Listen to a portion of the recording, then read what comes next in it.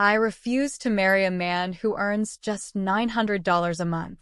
My mother-in-law is silent on the other end of the line. Perhaps she's in shock. She's stunned. Hello, are you there? I'm talking about the mother of a man who only earns $900 a month. What are you talking about? I'm saying Aaron only makes $900 a month from his part-time job. I think you might be missing a zero. No, I'm not. It's really $900 a month. My name is Jenna, and I'm a 29-year-old housewife. I've been married to my husband Aaron for 5 years, and we live in an apartment. We don't have children yet, and though we're not rich, we live comfortably and happily doing work we enjoy. About 6 months ago, things started to change. My mother-in-law, who lives nearby, demanded to move in with us. Despite our efforts to explain that we couldn't accommodate her, she didn't listen. To my surprise, Aaron supported her, which caused a lot of tension between us. Then Aaron made a troubling decision. After my father-in-law passed away a few years ago, my mother-in-law had been living alone and managing fine, but she started feeling uncomfortable being by herself and wanted to move in with us. The real reason, though, was that her house was old and falling apart. She didn't want to pay for the renovations, so she figured moving in with us would solve her problem. When we got married, Aaron promised that we wouldn't live with his parents. His parents' house is just a 10-minute drive away, so if she needs anything, we can easily go there. Also, I know my mother-in-law has never liked me and often makes sarcastic comments. If she moves in with us, she might become even more difficult. On top of that, she recently quit her part-time job and is now unemployed. If she moves in with us, we would have to cover her living expenses too, which we just can't afford right now. Despite this, my mother-in-law said, "Don't be so proud when my son supports you financially." I tried to explain that I work from home and Aaron doesn't support me financially, but she ignored me. She insisted that with Aaron's income, we could live comfortably, but we can't manage on his income alone. So I asked her if she knew how much Aaron makes each month. She replied confidently, "Of course, he's my son, and you're lucky he's well paid." Really? How so? If my husband's salary were really high, then a part-time job working just 3 days a week would pay well too, I said. My mother-in-law, acting superior, offered to handle the housework so I could focus on work.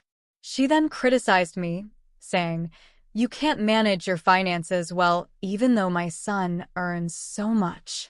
Aren't you a big spender?" I responded, "No, I'm working hard every day and saving money. I'm not a spender." She then said, "Aside from money, this apartment is too small for 3 adults." "Why mention that?" she casually asked.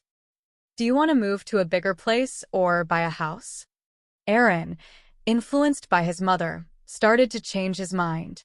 I wondered if he couldn't stand up to her or if he actually wanted to live with her. He began to complain, telling me not to be so stubborn about his mother. He even said something that made me question his true feelings. "It's more enjoyable to live with my mother, isn't it?" Aaron asked. "What are you talking about?" I said, "She'll take care of the housework for you. It would make things easier for you, Jenna."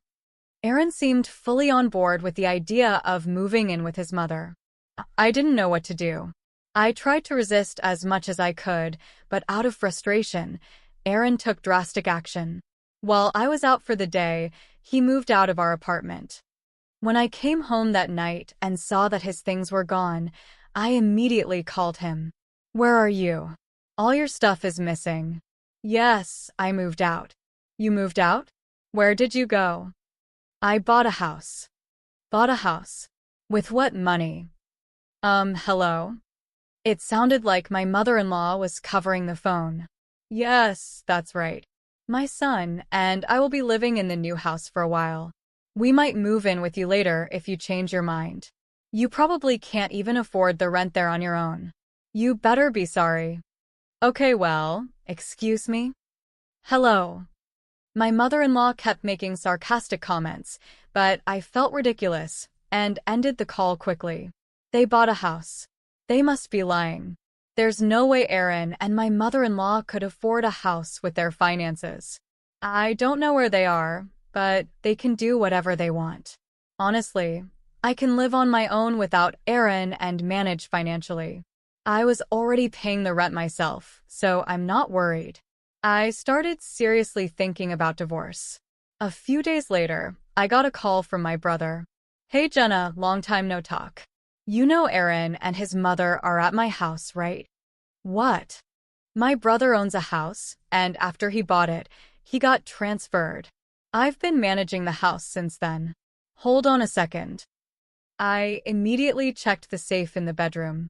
The key to my brother's house was missing. Tom, the key is gone. Did you call Aaron? No, I'm actually watching the house from outside. I'm sorry, Tom. It's a long story. I think I have a pretty good idea of what's going on. What should I do? We can call the police right away. Yeah, but they're your family. I don't think the police will intervene. That's true. I'm sorry. I'll handle it in a couple of days. Can I ask you to wait a bit? Okay. Let me know if there's anything I can do to help. Thanks. As soon as I got off the phone with my brother, I called my husband. Oh, I hope you're feeling sorry by now. Why is my mother-in-law picking up? Where are you? Oh, you don't sound very sorry, do you? Where are you? I don't mean to tell you anything, my mother-in-law said smugly. You're desperate, aren't you? You don't want to give up your husband with a $99,000 monthly salary, she continued. $9,000 salary? Who are you talking about? Of course, it's my son. A son with enough money to buy such a splendid house. I couldn't help but burst out laughing. What's so funny? She asked, sounding offended. Aaron said that if you don't listen to him, he's willing to divorce you. I see. Then divorce is fine, I replied calmly. How stubborn are you? If he dumps you, he won't be able to make it on your own, will you? Of course. I will, I said confidently. I don't want a husband who only makes $900 a month. There was no response from my mother-in-law on the other end of the phone. Maybe she was speechless. Hello? Are you there? The mother of a man who only makes $900 a month. I asked again. What are you talking about? She finally replied. I'm saying that Aaron makes $900 a month from his part-time job, I explained. I think you're missing a zero, she said. No, I'm not. It's $900 a month, I confirmed. When I asked Aaron about his salary, he said, around 9. Yes, that's right, around 9, I confirmed. Well, I guess it's hard to believe that your son only makes $900, I said. $99,000 is quite a high salary, she replied, still clinging to her misconception. It was thanks to my salary that we could pay all our expenses. By the way, my salary is around $500. You mean $5,000 according to how you're thinking. I'm not being supported by him. My husband quit his job a few years ago. Since then, he's only worked part-time, 3 days a week. When I told my mother-in-law about this, she didn't react. I continued with my story. By the way, the house you're living in right now, the one you think my husband bought, actually belongs to my brother. What? No. Aaron bought this house, she insisted. My brother bought the house, and I was in charge of it while his family lives in another area. He gave me the key, and Aaron took it without permission. What you and Aaron did is a criminal act, and I'm going to report it to the police. Wait a minute, my mother-in-law blurted out, clearly caught off guard. Okay, we'll leave, but please don't call the police. My mother-in-law hung up the phone shouting. I'm sure she and Aaron are in a heated discussion now. When I went to check on my brother's house afterward, both Aaron and my mother-in-law were gone. They must have rushed back to her house in a panic. I immediately contacted my brother and apologized for the trouble my husband had caused. I still had one thing left to do, Divorce my selfish husband. I signed the divorce papers and sent them to my in-laws' house. A short while later, my husband called me in a panic. "You're kidding, right? I'm sorry, and I apologize about the house, so please reconsider." Aaron pleaded over the phone. "I can't be married to a thief. Please enjoy living with your mother, whom you love so much.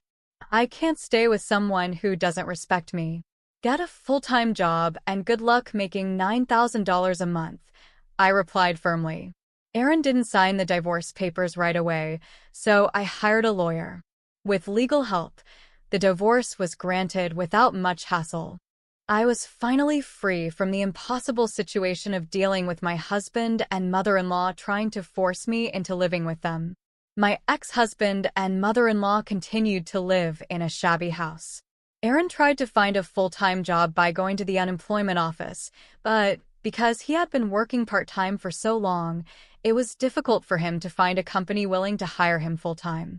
They are still living on his $900 income, and my mother-in-law had to start working part-time again. She now complains to him every day, and they fight constantly. I moved out of the apartment I had shared with Aaron and into a new place. I no longer have to support him financially, and now that I'm on my own, I can focus on my work from home even more than before. My income is steadily increasing, and once I save up enough money, I'm planning to buy a house for myself. Her husband just didn't understand his own situation, did he? If he had thought about it properly, he should have been grateful to his wife. Instead, because he didn't appreciate her, he ended up in this unfortunate situation. It's a good thing that Jenna divorced him. Jenna, enjoy